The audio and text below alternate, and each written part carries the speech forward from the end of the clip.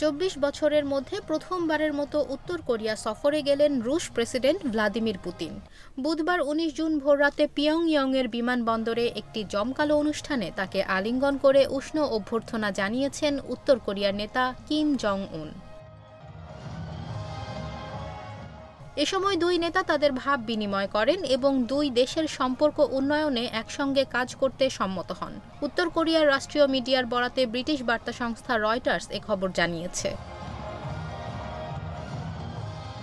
পুতিনের এই সফরের খবরটি এমন সময় এলো যখন উভয় দেশই আন্তর্জাতিকভাবে প্রায় বিচ্ছিন্ন হওয়ার পথে। এমন সংকটময় একটি পরিস্থিতিতে রাশিয়া উত্তর কোরিয়ার কয়েক দশকের সম্পর্ক পুনর্নির্মাণ হতে পারে বলে মনে করছেন বিশ্লেষকরা।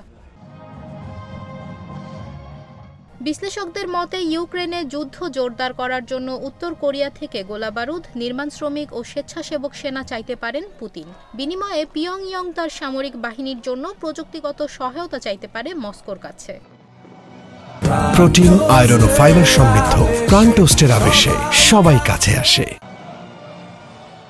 এদিকে পুতিনের উত্তর কোরিয়া সফরকে ইতিবাচকভাবে নিচ্ছে না দক্ষিণ কোরিয়া ও যুক্তরাষ্ট্র।